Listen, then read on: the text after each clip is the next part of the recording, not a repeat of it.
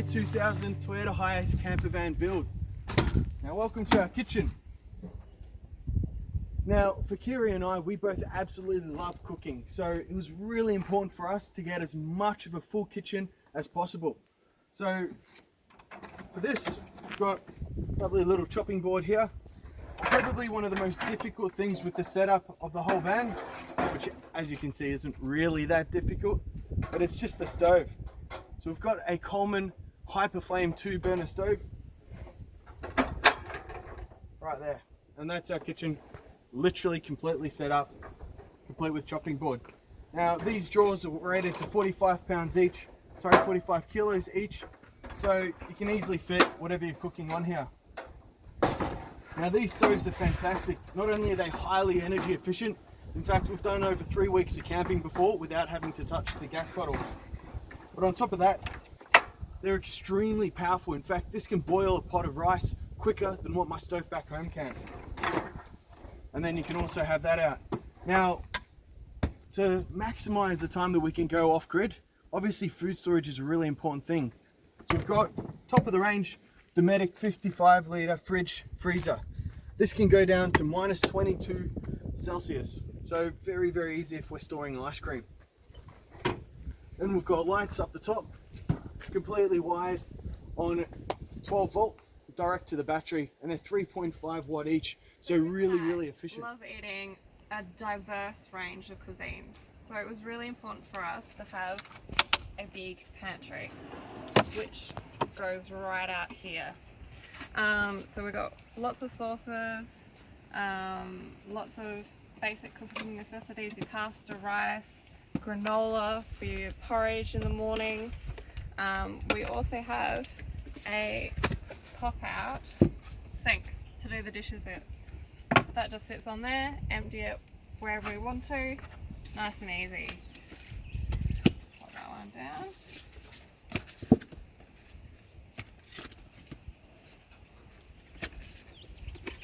And just back in there. Easy peasy. Saucepan, peeling, everything you need. Then that brings us to our knife rack here. Also good for all your cutlery, so we can just grab anything we need as we're cooking. Nice and simple.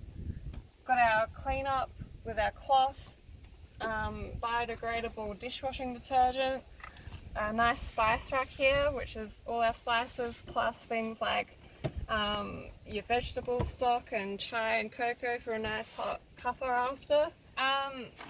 These are all magnetized, so just a simple jar, just got a metal splashback, and they all hold there. We don't like anything rattling around. Nice and quiet when we're driving on a rough dirt road. Up here we've also got chopping board, pot holders for your hot saucepans, and then any cooking utensils that we might need, even a shopping list just magnetized to the van. All good to go for every cooking adventure you could need. So the van has about 25 litres of freshwater storage. Now that's hooked up to a 12 volt shore flow pump capable of about 15 litres per minute. Now we've got a little switch here connected directly up to the pump, and just a little tap, great for the kitchen, also filling up water bottles. Now if you're in a bit of a pinch and you can't find a caravan park or anywhere to have a free shower in the summer, this has plenty of pressure. It's great for a little bit of a quick rinse. And you just switch it off and that just goes behind the freezer. Fantastic storage.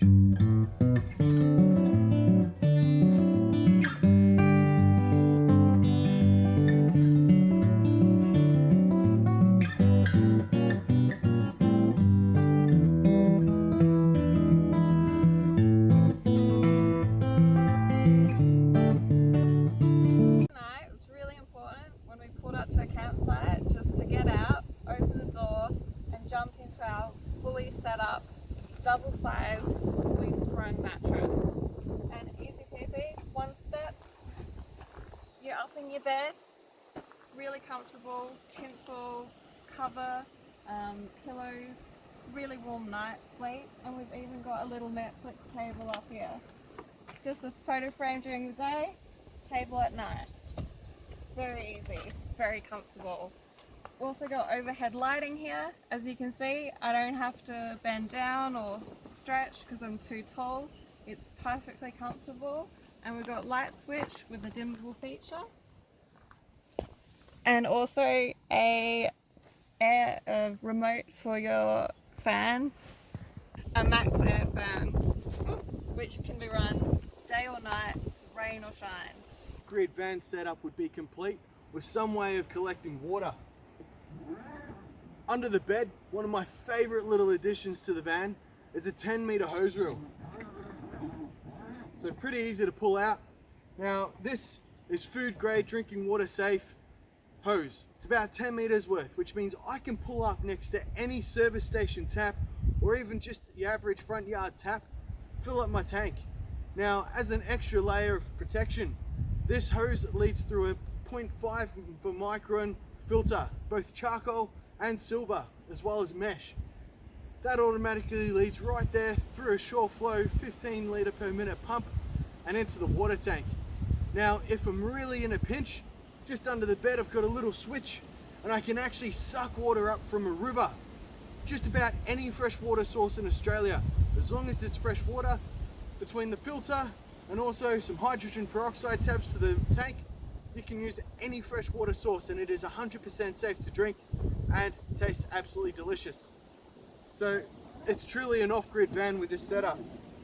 And then that automatically reels back underneath the bed, out of the way.